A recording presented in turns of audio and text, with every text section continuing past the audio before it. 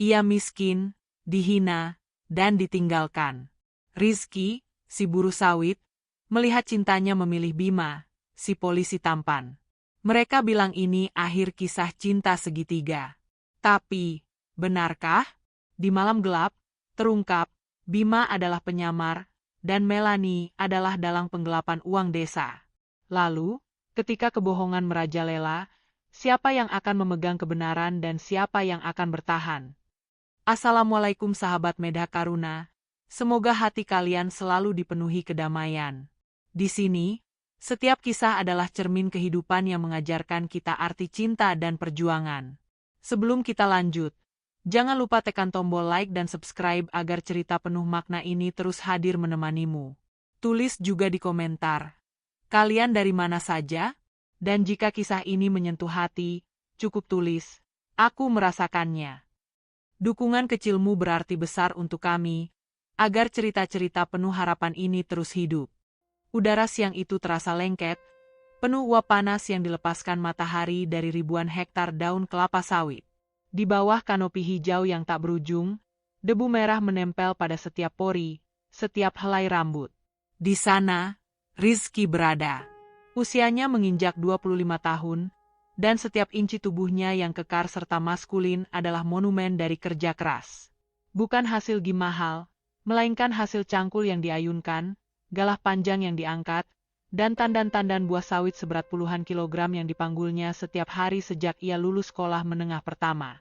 Tangan Rizky yang bersarung kulit kasar mencengkeram erat galah panennya. Keringat membasahi kaos oblongnya, meninggalkan jejak gelap di punggung yang lebar. Ia bukan seorang sarjana atau pejabat, hanya buruh. Tetapi, ia bekerja dengan martabat. Di antara rekan-rekannya, Rizky adalah panutan. Ia pekerja tercepat, paling jujur, dan selalu yang pertama datang. Kalau kita miskin, jangan sampai miskin harga diri. Begitu selalu nasihat ayahnya yang kini sudah tiada. Sore itu, waktu kerja hampir usai, namun Rizky masih menyisakan 5 tandan sawit terakhir. Pikirannya melayang, jauh dari kelelahan fisik. Pikirannya selalu mendarat di satu tempat, wajah Melanie. Melanie. Namanya saja sudah sejuk di telinga Rizky. Melanie adalah kebalikan mutlak dari dirinya. Jika Rizky adalah debu dan keringat, Melanie adalah wangi sabun dan kain halus. Ia kembang desa, sosok yang selalu dikelilingi decak kagum. Rambutnya hitam legam, tubuhnya langsing, dan pesonanya luar biasa, memikat setiap mata yang memandangnya. Melanie bekerja di warung kopi milik bibinya di pusat desa, tempat semua pejabat lokal dan orang kaya singgah. Status sosial mereka bagaikan bumi dan langit. Woi, Riz, sudah mau gelap.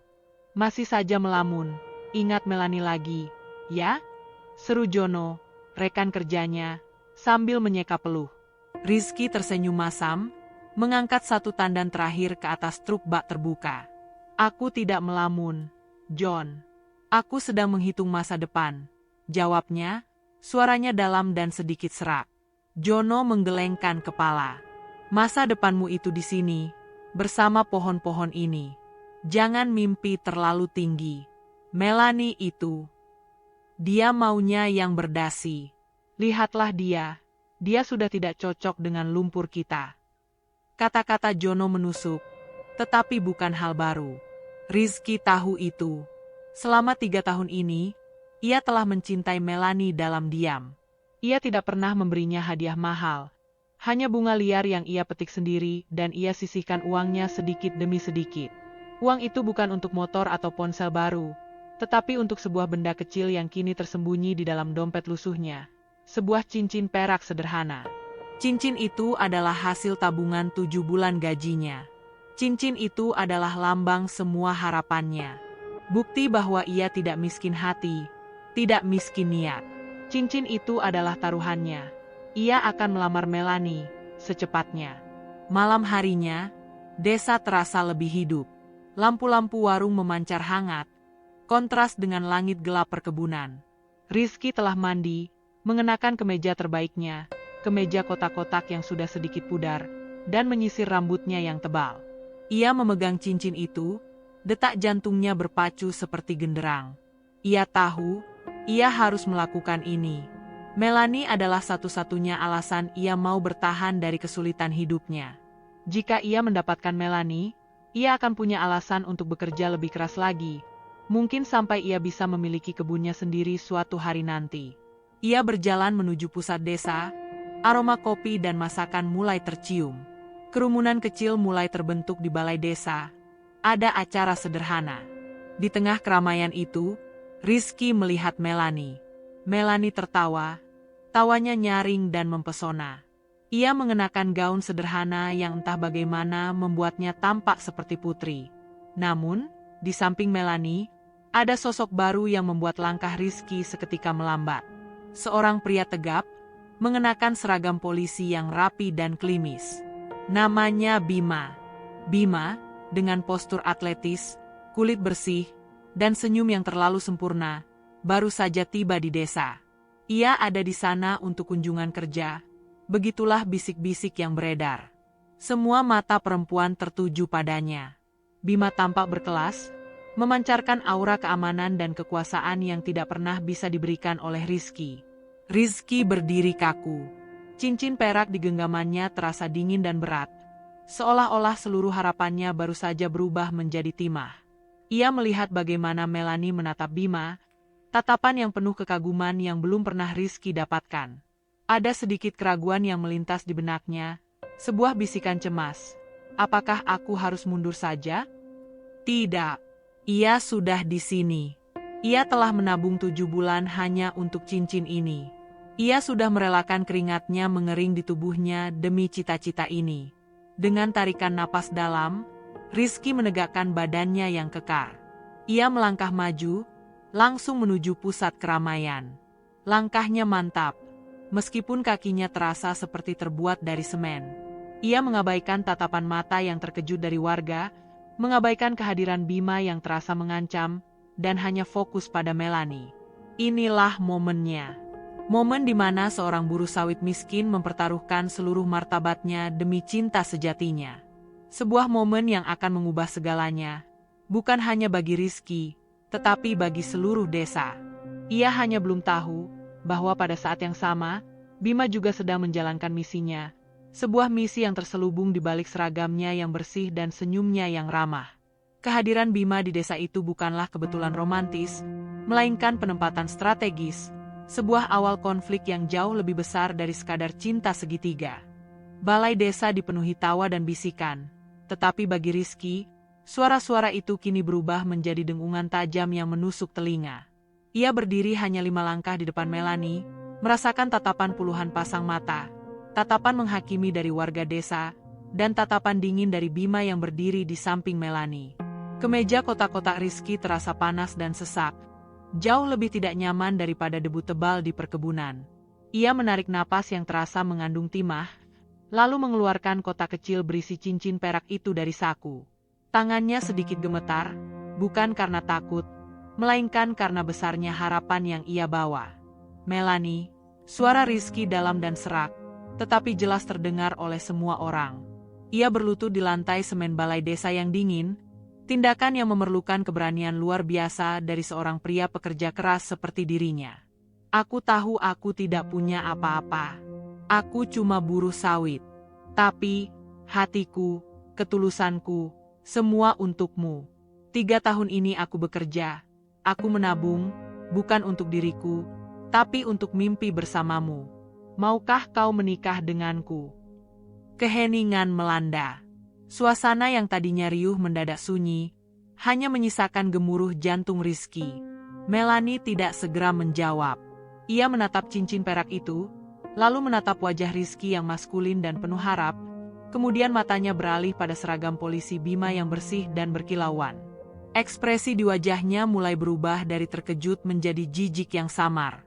Berdiri, Rizky, kata Melanie, suaranya lantang dan dingin, merobek keheningan itu. Ada nada merendahkan yang tak terhindarkan. Kau ini kenapa? Melamar di depan umum seperti ini? Kau pikir ini sinetron? Rizky merasakan darahnya mendidih, tetapi ia menahan diri. Aku hanya ingin semua orang tahu bahwa aku sungguh-sungguh. Melanie. Sungguh-sungguh apa? Melanie tertawa. Tawa yang menusuk hingga ke ulu hati Rizky. Tawa itu diikuti bisik-bisik yang mulai menyebar di kerumunan. Kau sungguh-sungguh mau membawaku ke gubukmu? Sungguh-sungguh mau membiarkan aku mencium bau sawit dan keringatmu seumur hidupku? Melanie melangkah mendekat, tetapi bukan untuk menerima. Jari telunjuknya yang lentik menyentuh kasar bahu Rizky. Lihat dirimu. Kau bau. Rizky. Kau kotor. Dan cincin ini. Ia menunjuk cincin perak itu dengan ekspresi menghina. Ini cincin murahan. Aku pantas mendapatkan yang lebih baik. Lalu, Melanie berbalik, melingkarkan lengannya dengan mesra di lengan Bima. Ia mendongak, menatap Bima dengan mata penuh puja. Bima seorang polisi. Dia punya rumah dinas, gaji tetap, seragam bersih, dan masa depan yang terjamin. Dia adalah jaminan kemewahan. Maaf, Rizky. Pilihanku sudah jelas. Penolakan itu bukanlah tamparan, melainkan pukulan palu godam. Itu adalah penghinaan publik yang merobek habis martabat seorang Rizky. Kepalanya terasa kosong. Ia hanya mendengar tawa Melanie yang memudar, dan sorot iba, bahkan cemooh, dari para tetangga. Ia merasakan pipinya memanas, bukan karena amarah, melainkan karena malu yang tak tertahankan. Rizky bangkit perlahan, kakinya terasa mati rasa. Ia menyimpan kembali cincin itu ke dalam sakunya. Kini cincin itu terasa seperti belati yang tertancap di hatinya. Ia tidak menatap siapapun, bahkan tidak pada Melanie yang kini tersenyum kemenangan di samping Bima. Saat Rizky berjalan menjauh, Bima akhirnya bergerak. Ia melepaskan pegangan Melanie sejenak. Wajahnya menunjukkan ekspresi profesional dan samar-samar simpati. Bima sempat melirik punggung Rizky. Tatapan itu tidak berisi cemburu, tetapi lebih pada sebuah penilaian. Kau baik-baik saja, Rizky? Tanya Bima. Suaranya tenang dan ramah, membuat Rizky berhenti sejenak. Rizky tidak berbalik. Aku baik-baik saja, Pak Polisi. Jawab Rizky getir. Ia menekan kata, Pak Polisi, dengan penekanan pahit. Rizky tahu, Bima adalah pemenang mutlak di sini. Bukan hanya memenangkan Melanie, tapi juga memenangkan respek seluruh desa. Rizky terus berjalan, meninggalkan cahaya balai desa menuju kegelapan dan aroma tanah sawit. Ia berjalan tanpa tujuan, air matanya tak sempat jatuh. Karena amarah yang dingin dan tekad yang baru mulai terbentuk telah menguap semua emosi lainnya. Penghinaan ini akan menjadi bahan bakar terkuatnya. Sementara itu, di balai desa, Melanie kembali menggandeng Bima, wajahnya berseri-seri. Dasar buruh bodoh, gumamnya, cukup keras hingga beberapa orang mendengarnya. Bima hanya tersenyum tipis, tetapi tatapannya tidak fokus pada Melanie. Matanya justru menyapu kerumunan warga, lalu kembali pada Melanie dengan tatapan yang kini lebih tajam, seolah sedang menganalisis sebuah kasus. Kau sangat populer di sini, Melanie, ujar Bima, suaranya datar. Banyak yang menyukaimu. Tentu saja, jawab Melanie bangga. Aku punya banyak teman dari kalangan penting di sini. Kepala koperasi, Pak Camat, mereka semua adalah langganan di warung Bibi. Bima mengangguk. Ia meraih ponselnya yang tersembunyi di saku seragamnya, mengetik pesan singkat yang hanya terdiri dari 3 angka kode. Pandangannya kembali pada Melanie yang sedang sibuk menyombongkan diri pada warga. Bima membiarkan tangannya yang lain membelai rambut Melanie, sebuah tindakan keintiman yang tampak tulus. Namun, di balik senyum tampannya, misi rahasia itu baru saja memasuki fase kritis. Kehadiran Bima di desa itu, perkenalannya dengan Melanie, bahkan kemenangannya atas Rizky di depan umum, semuanya adalah bagian dari sebuah rencana besar. Melanie adalah kunci, dan cinta yang ia tawarkan hanyalah kedok yang sangat efektif. Bima tahu, Rizky adalah korban pertama dari sandiwara ini, dan Bima merasa bersalah. Tetapi tugasnya jauh lebih penting daripada perasaan seorang buruh sawit. Di kegelapan perkebunan, Rizky berhenti. Ia mencengkeram erat batangan galah panennya yang ia bawa pulang. Ia menatap kembali ke arah cahaya balai desa. Rasa sakitnya kini bercampur dengan tekad baja. Ia akan membuktikan bahwa ia layak. Ia akan membuktikan bahwa ketulusan tidak bisa dikalahkan oleh seragam dan kekayaan. Namun, ia tidak menyadari bahwa ia baru saja terlempar keluar dari api kecil cemburu dan dilemparkan langsung ke dalam pusaran intrik yang jauh lebih gelap dan berbahaya.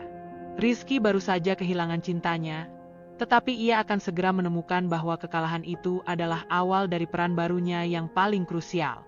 7 hari telah berlalu sejak malam di balai desa. Namun, bagi Rizky, waktu terasa seperti lumpur tebal. Setiap pagi ia bangun, tubuhnya kekar, tetapi jiwanya hampa. Luka akibat penghinaan Melanie tidak mereda, justru membara, berubah dari rasa sakit menjadi kemarahan dingin.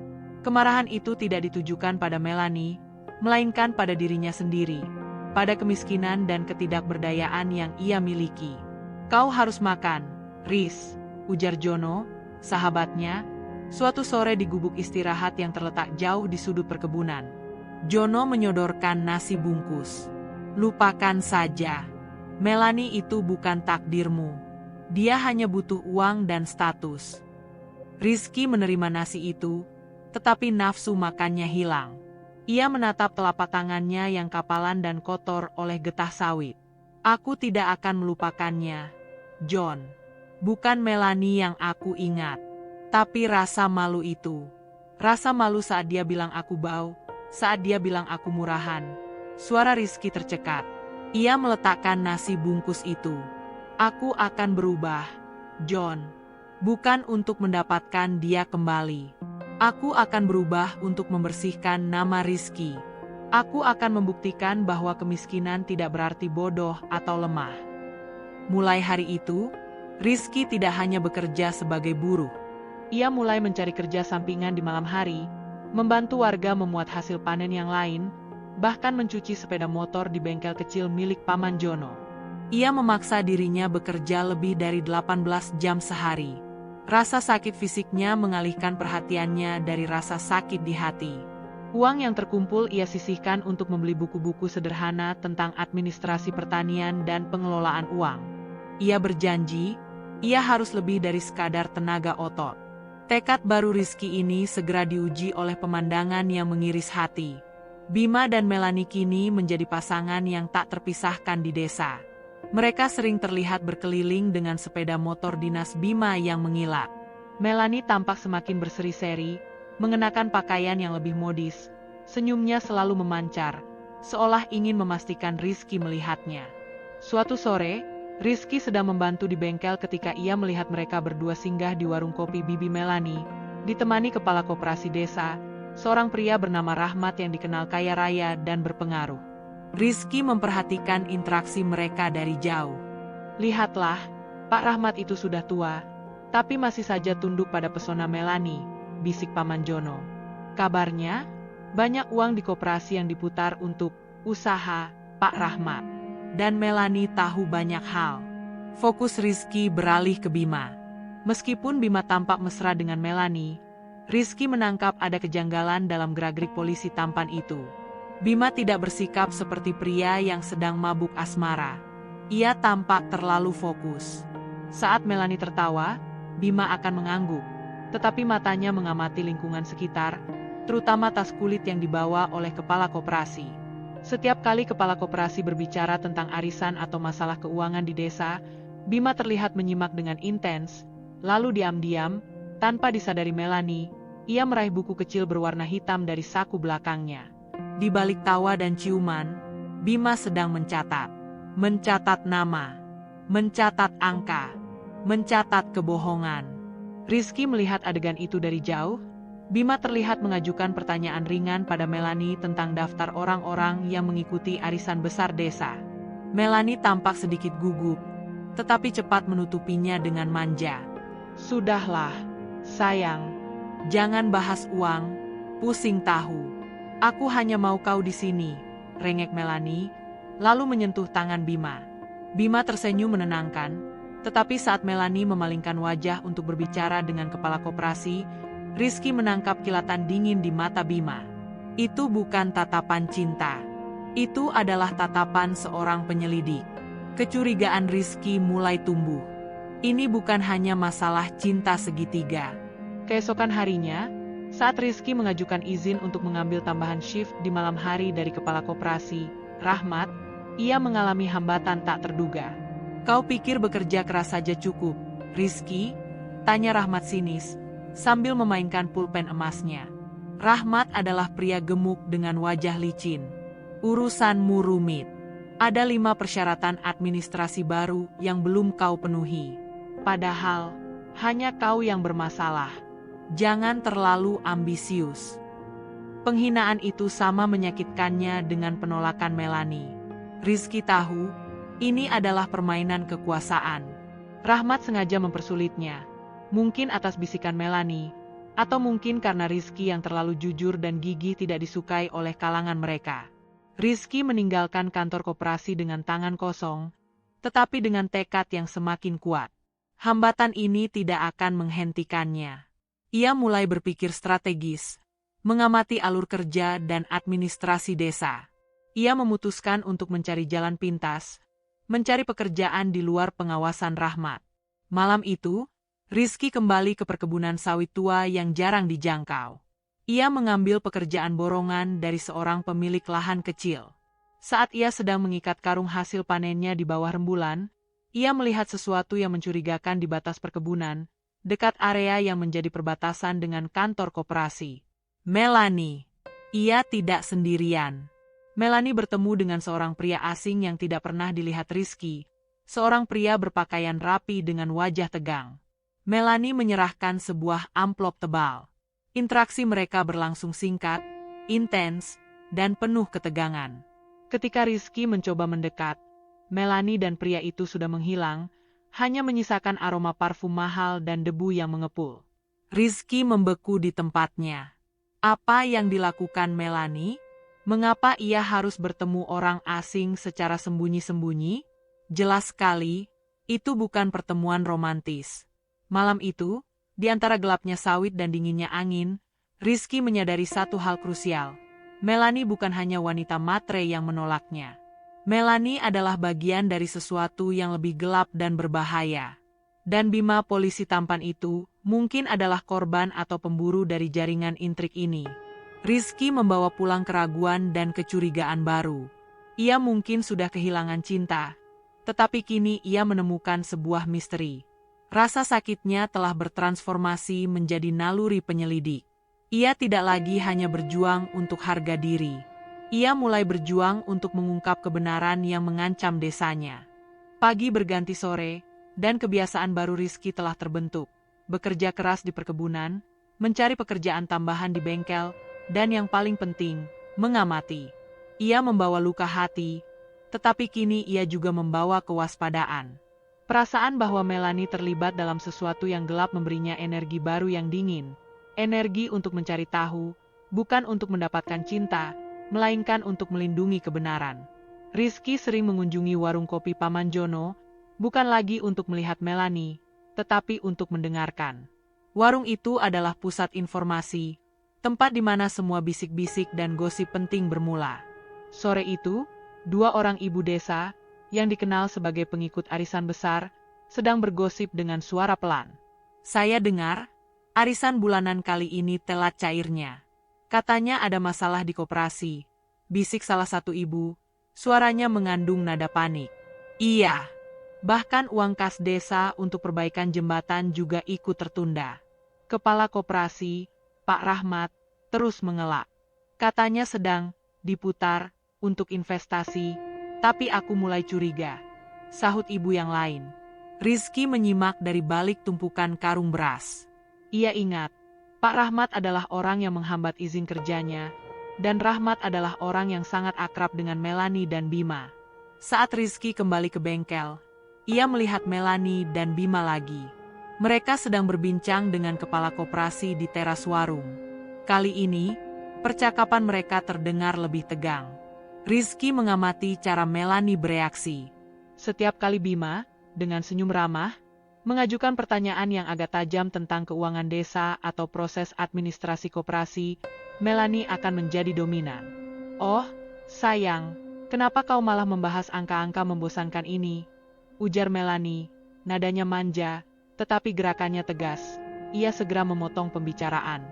Ia akan mengalihkan perhatian Bima dengan sentuhan lembut di lengan, atau tawa yang riang, seolah-olah berusaha menutupi sesuatu yang tidak ingin didengar Bima.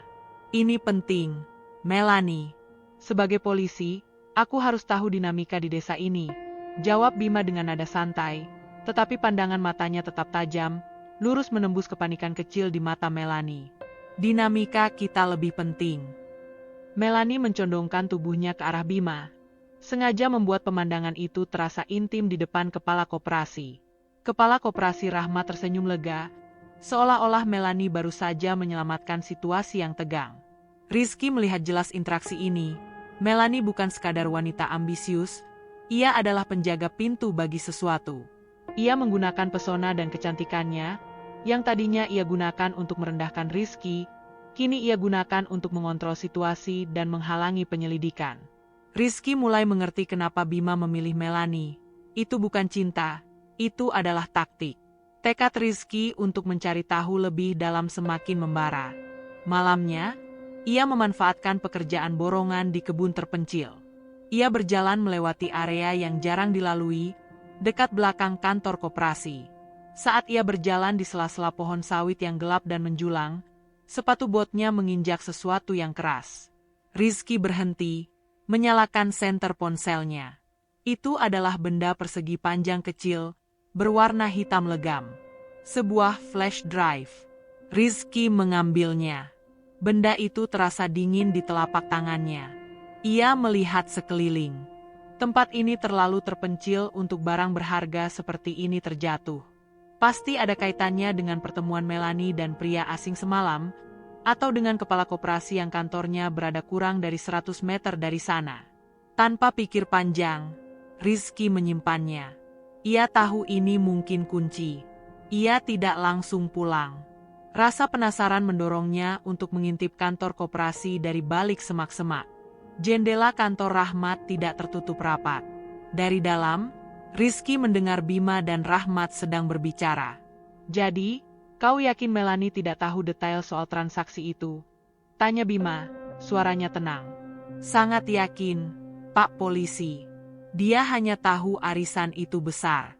Kami hanya menggunakan dia untuk mengalihkan perhatian dan memuluskan beberapa pertemuan penting. Jawab Rahmat dengan nada meremehkan. Dia pintar memanfaatkan ketampanan Bapak. Siapa yang akan curiga pada polisi dan kembang desa? Rizky menahan napasnya. Jantungnya berdebar kencang. Jadi, Bima benar-benar sedang menyelidiki. Dan Melanie. Melanie adalah umpan, pion yang sadar atau tidak sadar sedang digunakan. Korban penghinaan itu adalah Bima. Atau aku? Pikir Rizky getir. Namun, di tengah kesadaran itu, Rahmat melanjutkan. Tapi, sepertinya ada dokumen penting yang hilang. Daftar transaksi kami selama 6 bulan terakhir. Saya yakin tadi siang ada di laci, tapi sekarang lenyap. Bima terdiam sejenak. Apa yang kau curigai? Bisa jadi buruh yang keluar masuk di sini. Atau, tidak mungkin. Lupakan. Saya akan coba mencarinya lagi. Dokumen itu sangat krusial. Pak. Rizky mundur perlahan. Ketakutan bercampur adrenalin. Dokumen yang hilang? Mungkinkah itu ada kaitannya dengan flash drive yang kini berada di sakunya? Malam itu, di gubuknya yang sederhana, Rizky menatap flash drive itu lama sekali. Ia tidak berani membukanya. Benda kecil ini bisa jadi adalah bukti penggelapan besar yang dibicarakan para ibu di warung kopi. Benda ini bisa mengubah segalanya. Mengungkap Melanie, membersihkan namanya, bahkan membahayakan nyawanya. Rizky menyadari bahwa ia baru saja tanpa sengaja mendapatkan kunci untuk membongkar skandal yang melibatkan orang-orang paling berkuasa di desanya. Ia tidak lagi hanya buruh sawit yang sakit hati. Ia adalah saksi kunci. Dan dengan pengetahuannya yang baru, ia harus memilih. Apakah ia akan kembali menjadi Rizky si buruh sawit yang aman dan mengabaikan semuanya, atau ia akan melangkah maju, mempertaruhkan segalanya untuk kebenaran?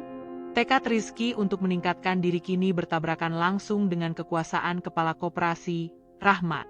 Setelah penolakan izin kerja sampingan yang terang-terangan, Rizky menyadari bahwa ambisinya telah menjadi ancaman bagi lingkaran orang-orang berpengaruh yang melindungi Melanie.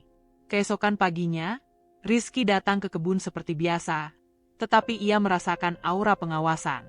Beberapa buruh yang biasanya ramah kini menghindarinya. Bahkan Mandor, yang dulunya menghargai kegigihan Rizky, kini bersikap dingin. "Riz, aku tidak bisa memberimu tambahan jatah panen lagi," kata Mandor itu, matanya menghindari tatapan Rizky. "Pak Rahmat sendiri yang menelepon. Katanya, kau butuh istirahat. Terlalu ambisius itu tidak baik." Rizky tahu persis artinya. Itu bukan nasihat, melainkan intimidasi. Mereka mencoba menekannya kembali ke dalam kotak kemiskinan dan ketidakpedulian. Mereka ingin Rizky kembali menjadi buruh sawit yang hanya fokus pada tandan buah, bukan pada intrik desa. Frustrasi itu membakar Rizky. Ia bekerja dengan amarah yang terpendam, mengayunkan galahnya dengan kekuatan ganda, seolah-olah setiap tandan sawit adalah wajah dari orang-orang yang merendahkannya. Ia mungkin bisa mengendalikan otot dan keringatnya, tetapi ia tidak bisa mengendalikan fakta bahwa sebuah flash drive berisi rahasia desa kini ada di sakunya. Malam itu, Rizky tidak bisa tidur. Ia duduk di lantai gubuknya, di bawah cahaya rembulan yang masuk dari celah atap. Ia mengeluarkan flash drive itu. Benda kecil ini terasa panas, memegang takdir banyak orang. Setelah keraguan selama 2 hari penuh, rasa ingin tahu dan kewajiban moralnya akhirnya mengalahkan rasa takut. Rizky menyambungkan flash drive itu ke laptop butut milik Paman Jono yang dipinjamnya. Layar berkedip, menampilkan folder-folder yang dinamai dengan kode-kode aneh, T0324, Dearisan 2 ND Phase, dan Transfer_offshore. Jantung Rizky berpacu kencang. Ia mengklik salah satu folder dan menemukan ratusan data spreadsheet dan screenshot transaksi bank. Itu adalah bukti otentik dari penggelapan dana yang dibicarakan orang-orang. Daftar nama, tanggal, dan jumlah uang yang sangat besar, puluhan, bahkan ratusan juta rupiah, yang seharusnya menjadi milik koperasi dan peserta arisan, dialihkan ke rekening-rekening yang tidak dikenal. Yang paling mengerikan, Rizky melihat nama-nama itu. Di sana tertera nama kepala koperasi Rahmat, diikuti beberapa nama tokoh berpengaruh lainnya. Dan di dalam file memo kecil berjudul Access_M, tertulis petunjuk tentang jadwal pertemuan dan orang-orang yang harus ditenangkan. Semua berkaitan dengan Melanie. Melanie tahu. Atau lebih buruk, Melanie terlibat aktif. Rizky mematikan laptop, tubuhnya gemetar. Ia tidak hanya menemukan bukti skandal keuangan, ia menemukan bukti bahwa cinta sejatinya adalah penipu, dan orang yang menghinanya adalah bagian dari sindikat kejahatan. Rasa sakit hatinya kini terasa bodoh dibandingkan bahaya yang ia hadapi. Sementara Rizky bergumul dengan penemuannya, di sisi lain desa, Bima sedang menjalankan sandiwaranya. Bima berada di kamar sewaan yang ia klaim sebagai rumah dinas sementara. Melanie duduk di sisinya, bercerita tentang betapa ia kesal pada Rizky yang masih saja berkeliaran dan bagaimana Rahmat telah memberi pelajaran padanya. "Kau sangat membantuku, sayang," kata Bima, membelai rambut Melanie dengan kasih sayang yang terasa dipaksakan. "Berkat koneksimu, aku bisa dekat dengan Pak Rahmat." Melanie tersipu. "Aku akan lakukan apa saja untukmu, Bima. Kau tahu itu." Namun, saat Melanie pergi mengambil minuman, Bima segera meraih walkie-talkie kecil yang disembunyikan di balik bantalnya. "Tim, status report," bisik Bima ke alat komunikasinya. Suara dari seberang menjawab, sedikit berderak.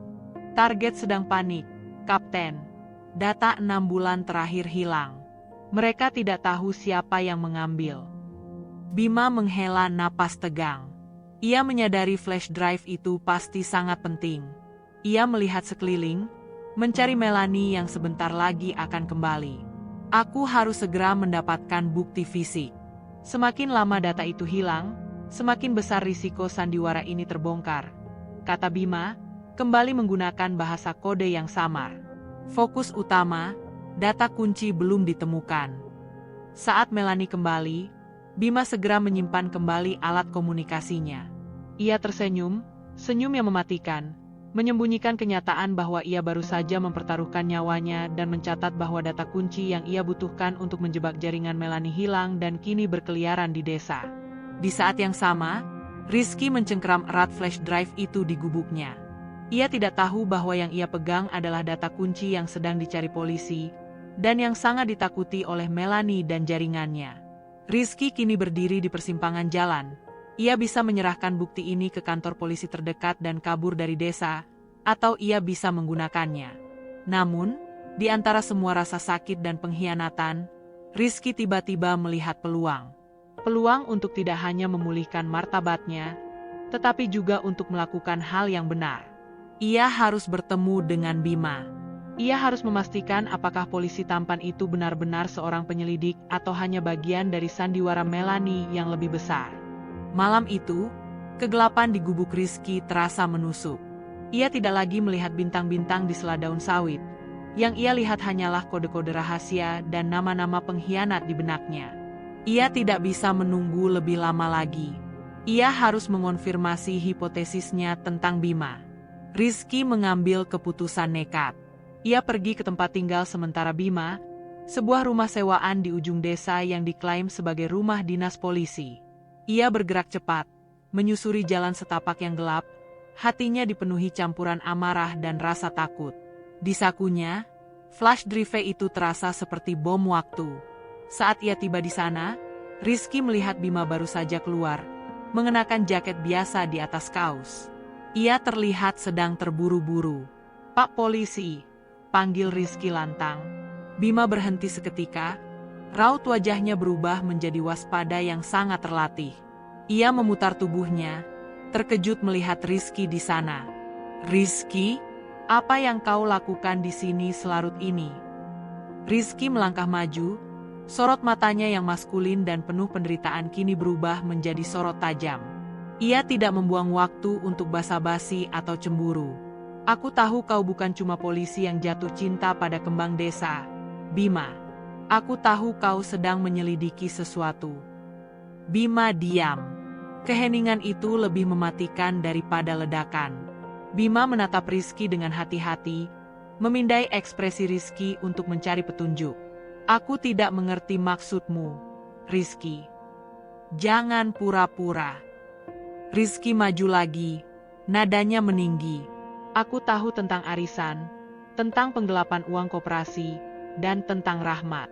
Aku tahu Melanie terlibat. Sandiwara cinta kalian itu sudah usai bagiku, polisi." Wajah Bima berubah tegang. Ia menarik Rizky ke samping, menjauh dari pandangan jendela. "Kau gila? Jangan bicara sembarangan. Kau bisa membahayakan dirimu." "Aku sudah lebih bahaya daripada yang kau pikirkan," desis Rizky. Ia mengeluarkan flash drive itu dan menunjukkannya sekilas di bawah cahaya lampu jalan yang redup. "Aku punya ini. Dan aku tahu ini adalah data kunci yang kalian cari. Dokumen 6 bulan terakhir." Mata Bima melebar. Bukan karena cinta, bukan karena amarah, melainkan karena kaget yang tulus. Rencana penyusupannya selama ini bergantung pada penemuan bukti ini.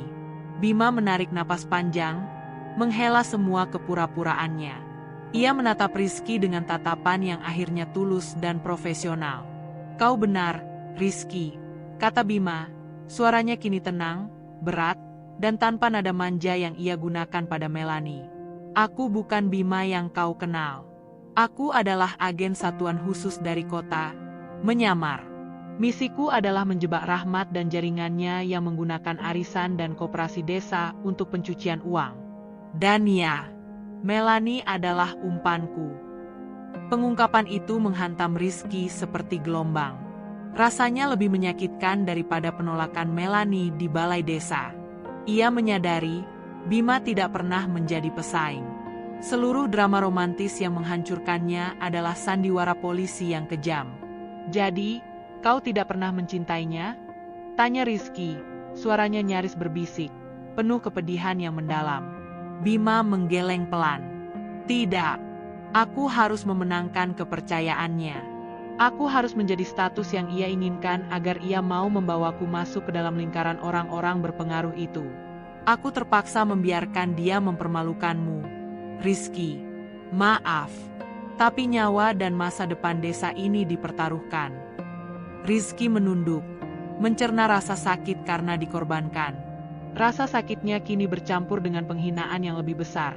Ia tidak hanya kalah dalam cinta, ia bahkan tidak pernah berada di arena pertarungan yang sesungguhnya. Ia hanya properti yang disingkirkan untuk memuluskan jalan sebuah misi. Tiba-tiba, sebuah suara manis memecah keheningan. Ah, jadi begini kelakuan kalian di belakangku, Bima.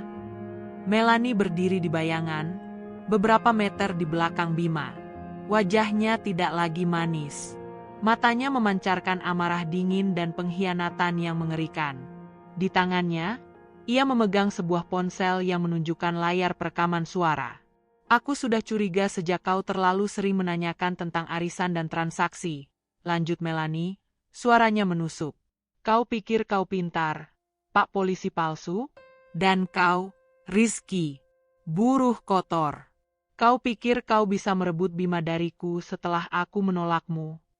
Melanie tertawa. Tawa yang kali ini benar-benar gila. Bodoh sekali kalian berdua. Aku yang mengatur semuanya. Aku yang memastikan Rahmat percaya padaku. Aku menggunakan pesonaku untuk memuluskan transfer uang kotor dari luar. Aku adalah otak dari permainannya. Bima terperangah. Ia meremehkan Melanie. Kau salah, Melanie. Kami punya bukti. Melanie menyeringai. Bukti? Kau pikir aku tidak tahu kau sedang mencari flash drive sialan itu? Aku melihat buruh kotor ini mengintip di belakang kantor. Sekarang, serahkan data kunci itu, Rizky, dan aku akan membiarkan kalian berdua hidup. Ketegangan memuncak. Rizky mencengkeram flash drive itu erat-erat. Ia menyadari bahwa ia baru saja terlempar ke puncak konflik. Ia tidak lagi bersembunyi. Ia dan Bima kini berada dalam bahaya besar. Dari balik semak-semak dan kegelapan, muncul dua sosok pria bertubuh besar, kaki tangan Rahmat. Mereka bergerak cepat, mengelilingi Rizky dan Bima. Melanie melangkah maju, wajahnya penuh kebencian. Aku sudah bilang, Rizky, kau pantas mendapatkan yang murahan. Dan kau akan mati malam ini bersama Pak Polisi murahanmu. Udara di halaman sewa Bima kini terasa mematikan. Cahaya rembulan memantul pada seragam kemeja Bima yang terbuka dan pada wajah Melanie yang kini menampilkan sisi bengis dan dingin, jauh dari citra kembang desa yang manja. Di belakangnya, dua pria bayaran berwajah keras melangkah maju, siap menunaikan perintah. Kau terlalu meremehkanku, Bima, ujar Melanie, nadanya penuh kepuasan. Ia menyentakkan jarinya pada Bima. Kau pikir aku hanya boneka cantik yang mudah dikendalikan? Aku sudah tahu sejak awal. Polisi di kota tidak akan datang ke desa terpencil ini hanya untuk menangani arisan biasa. Aku hanya menunggu waktu yang tepat untuk mendapatkan datanya darimu. Melanie lalu mengalihkan tatapannya yang menghina pada Rizky. Dan kau, Rizky, buruh kotor yang miskin. Selama ini kau hanya alat untuk menutupi jejakku. Aku menolakmu di depan umum bukan hanya karena kau miskin, tapi karena aku ingin semua orang fokus pada persaingan cinta yang dangkal. Sementara semua orang membicarakan cintaku pada si polisi tampan ini, tak ada yang peduli pada uang yang kami gelapkan. Pengakuan itu, yang keluar dari mulut Melanie sendiri, merobek sisa-sisa hati Rizky. Bukan hanya cinta, tetapi seluruh penderitaannya selama ini ternyata hanyalah bagian dari taktik kotor Melanie. Rizky merasakan amarah murni yang tak tertahankan. Amarah karena dimanipulasi, amarah karena dijadikan bahan tertawaan. Kau menggunakan semua orang, desis Rizky, mencengkeram erat flash drive di sakunya. Kau menggunakan statusmu, kecantikanmu, bahkan Bima, untuk menutupi kejahatan yang melukai banyak orang. Melanie tertawa lantang. Tentu saja, aku benci kemiskinan. Aku tidak mau berakhir seperti ibuku atau buruh rendahan sepertimu. Uang dari arisan dan koperasi desa ini adalah tiket emas bagiku menuju kehidupan mewah di kota. Dan sekarang, kau mau menghancurkannya. Melanie memberi isyarat pada para pria bayaran itu.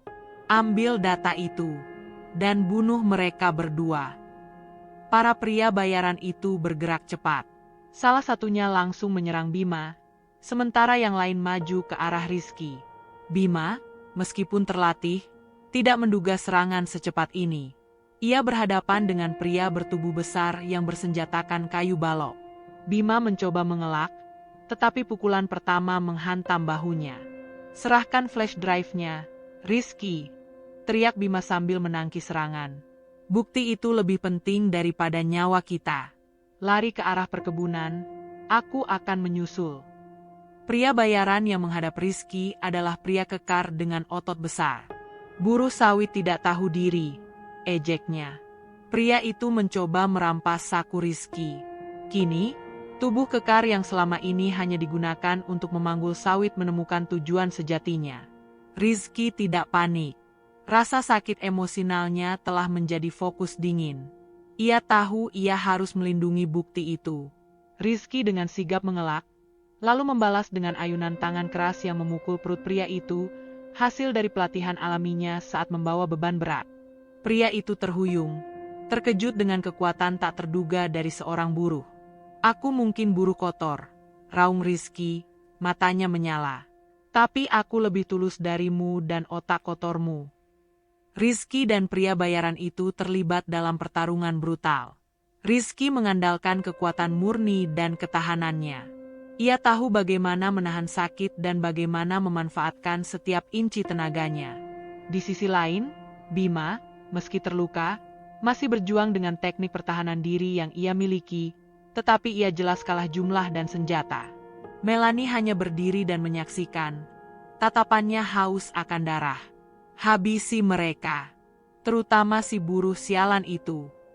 Dalam kekacauan itu, Bima menyadari bahwa ia tidak bisa mengalahkan lawannya sambil melindungi Rizky dan data. Ia harus mengalihkan perhatian. Bima mengeluarkan pisau lipat kecilnya dan melemparkannya ke arah lengan pria yang sedang melawan Rizky. Pisau itu mengenai kulit, membuat pria itu berteriak kesakitan. Momen itu dimanfaatkan Rizky. Ia mengeluarkan flash drive, melemparkannya jauh ke dalam semak-semak lebat yang berbatasan langsung dengan perkebunan sawit tua. Ambil itu, teriak Rizky. Melanie berteriak marah. Bodoh, dia membuangnya.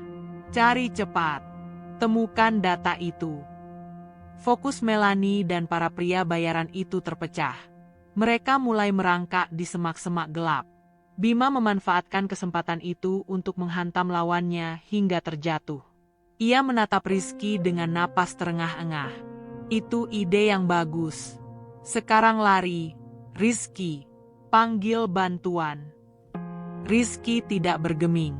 Ia melihat Bima terluka parah. Aku tidak akan meninggalkanmu. Tugasmu selesai di sini. Lindungi bukti. Perintah Bima, dengan otoritas suara seorang agen terlatih. Bima tahu ia tidak bisa bertahan lebih lama. Ia harus mengorbankan dirinya sejenak agar Rizky bisa lolos. Rizky, meskipun hatinya menolak, tahu bahwa Bima benar.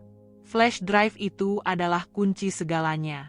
Ia tidak lagi bertarung untuk harga diri, tetapi untuk keadilan desa mereka. Dengan hati yang hancur karena pengkhianatan dan takut karena bahaya, Rizky melompat menjauhi perkelahian, berlari secepat mungkin ke arah perkebunan, ke tempat ia melemparkan bukti krusial itu. Ia meninggalkan Bima yang kini sendirian menghadapi serangan balik dari para penjahat. Dalam kegelapan, tangisan marah Melanie dan suara perkelahian terdengar memudar, mengiringi Rizky yang kini berlari menuju nasibnya sebagai pahlawan yang tidak pernah ia minta. Rizky berlari secepat yang ia bisa, kakinya yang kekar menapaki tanah perkebunan yang licin.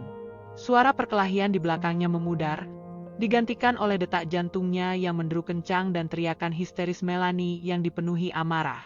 Ia tidak berlari tanpa tujuan. Pikirannya, yang dulunya hanya memikirkan cinta dan kerja keras, kini bekerja layaknya mesin. Ia mengingat di mana ia melemparkan flash drive itu, Di balik tumpukan batang sawit yang tumbang dekat parit irigasi tua, Melanie dan para kaki tangannya menyusul. Ia bisa mendengar langkah kaki dan suara napas mereka yang terengah-engah semakin mendekat. "Cari! Harus ketemu!" perintah Melanie. Suaranya terdengar pecah antara panik dan marah. "Kita akan bereskan si polisi palsu itu nanti. Data itu yang utama." Rizky terjun ke parit, menyusup di antara semak-semak. Ia meraba-raba di lumpur dingin, mencari benda kecil itu.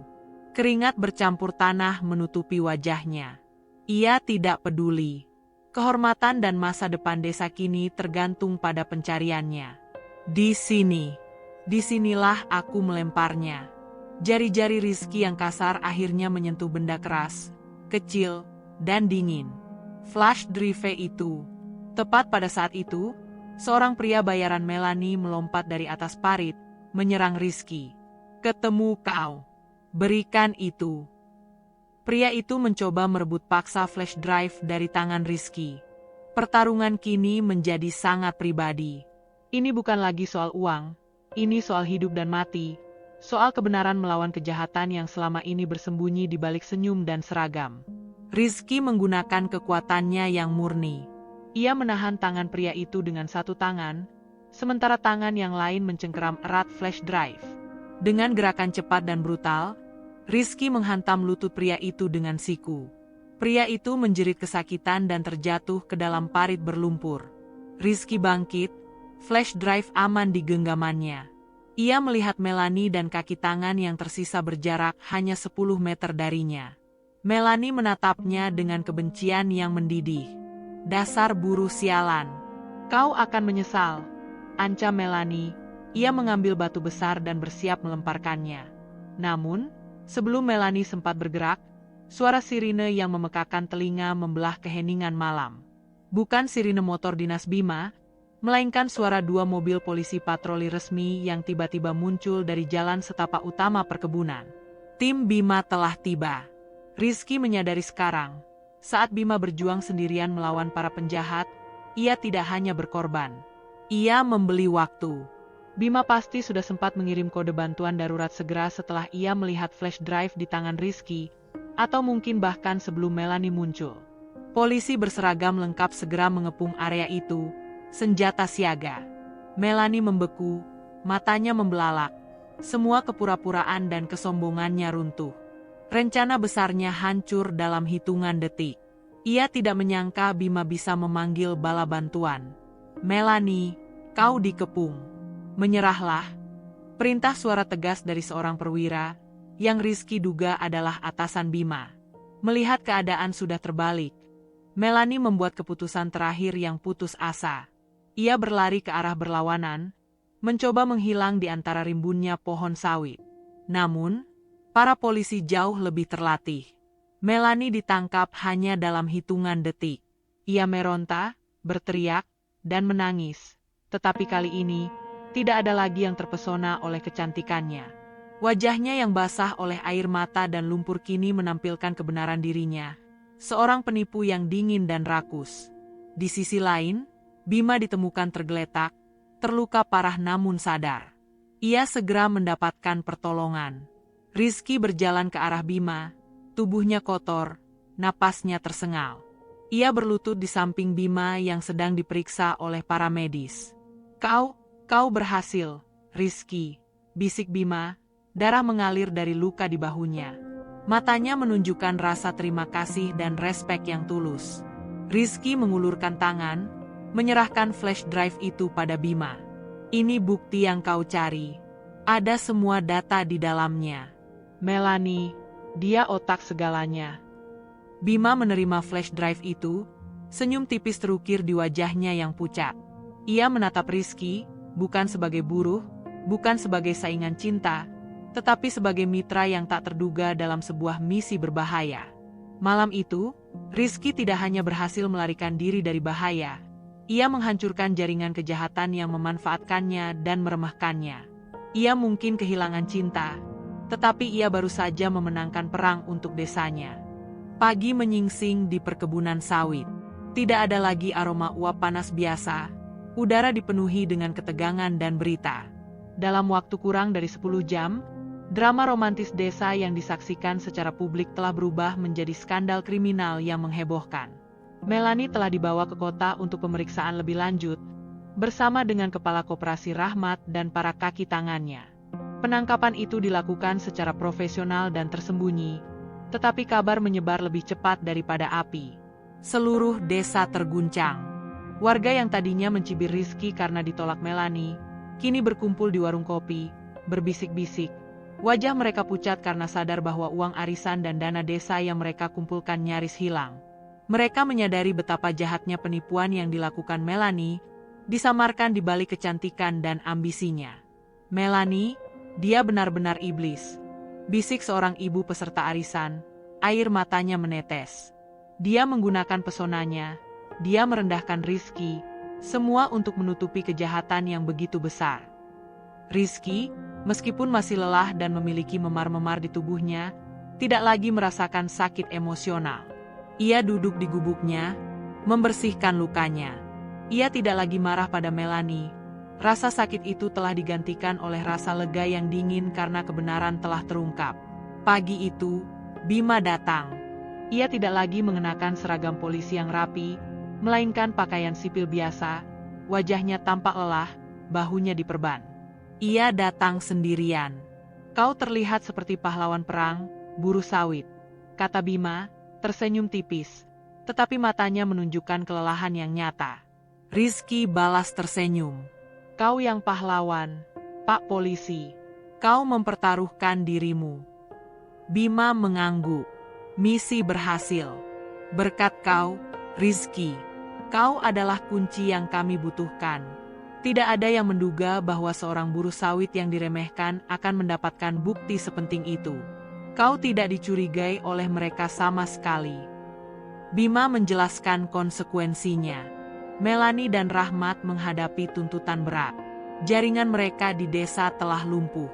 Uang yang digelapkan, sebagian besar berhasil diselamatkan berkat flash drive yang diserahkan Rizky.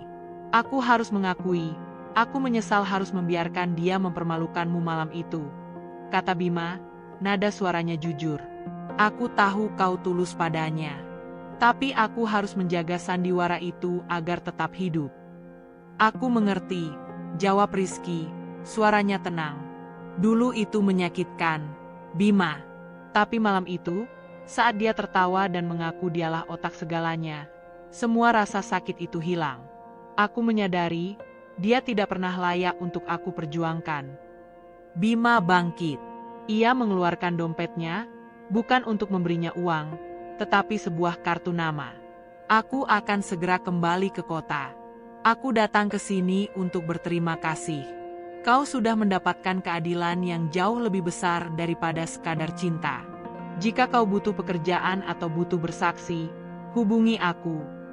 Mereka berjabat tangan. Jabat tangan itu kuat, penuh respek antara dua pria yang tadinya bersaing, tetapi kini menjadi rekan yang terikat oleh sebuah rahasia besar. Bima pergi, menghilang di batas perkebunan, kembali pada kehidupannya yang rahasia. Misi Bima telah usai. Dampak dari pengungkapan ini segera terasa. Reputasi Rizky berubah drastis. Ia tidak lagi dipandang sebagai buruh miskin yang menyedihkan. Ia adalah saksi kunci, pahlawan yang secara tidak sengaja menyelamatkan desa dari kehancuran finansial. Beberapa hari kemudian, mandor dan pemilik lahan datang menemuinya, meminta maaf atas perlakuan buruk mereka. Bahkan, Rizky ditawari posisi baru dengan gaji yang jauh lebih baik, mengelola administrasi dan pengawasan panen, posisi yang membutuhkan lebih dari sekadar otot, tetapi juga kecerdasan dan integritas. Rizky menerima tawaran itu, bukan dengan kesombongan, tetapi dengan martabat. Ia menyadari bahwa ia tidak perlu berjuang mati-matian untuk mendapatkan cinta palsu atau kekayaan instan. Ia hanya perlu menjadi dirinya sendiri, seorang pria dengan integritas yang kuat. Ia telah kehilangan Melanie, tetapi ia telah mendapatkan sesuatu yang jauh lebih berharga, kepercayaan diri dan respek sejati dari seluruh desanya. Beberapa bulan telah berlalu. Aroma tanah dan getah sawit masih sama, tetapi suasana di desa telah berubah total. Kekacauan akibat skandal penggelapan uang telah mereda, digantikan oleh kesadaran yang dalam.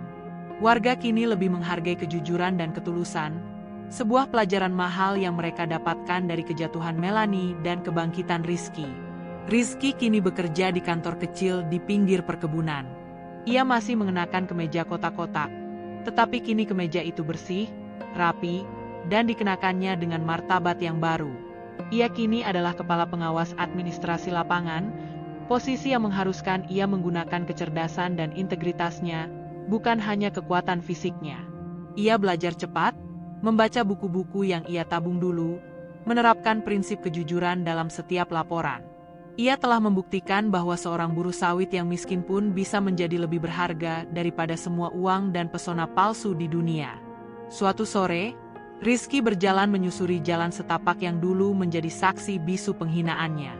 Ia berhenti di bawah pohon sawit besar. Ia memegang cincin perak yang dulu ia gunakan untuk melamar Melanie, cincin yang menjadi simbol kehancuran dan kebangkitannya. Cinta yang ia rasakan untuk Melanie telah sepenuhnya memudar, menguap seperti embun di bawah sinar matahari. Ia tidak lagi merasakan sakit atau amarah. Yang ada hanyalah rasa iba pada seseorang yang begitu terobsesi pada kekayaan hingga mengorbankan jiwanya sendiri. Ia menyadari, ia kehilangan seorang wanita yang akan menghancurkannya, dan sebagai gantinya, ia menemukan dirinya sendiri.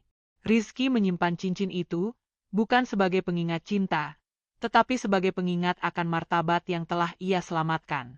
Tidak lama kemudian, ia mendengar langkah kaki di belakangnya. Itu adalah Kartika, pemilik warung kopi kecil yang selalu bersikap ramah dan tulus padanya. Wanita yang selama ini melihat ketulusan Rizky, bahkan saat Rizky hanya seorang buruh yang dicibir. Kartika tidak cantik mempesona seperti Melanie, tetapi matanya hangat dan senyumnya jujur. "Aku bawakan kopi panas," ujar Kartika lembut, menyodorkan cangkir yang mengepul. "Kau selalu bekerja keras, Rizky. Bahkan sekarang, saat kau sudah di atas."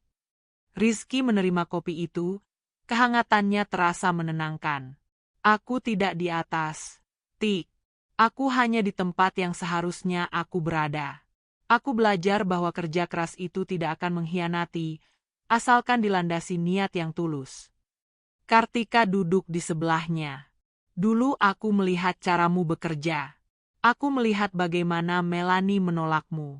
Aku melihat bagaimana kau kembali bekerja lebih keras, bukan untuk membalas dendam, tapi untuk membuktikan nilai dirimu. Itu jauh lebih berharga daripada seragam polisi atau uang tunai, Rizky." Kata-kata Kartika tulus, tanpa ada nada cemburu atau ambisi tersembunyi.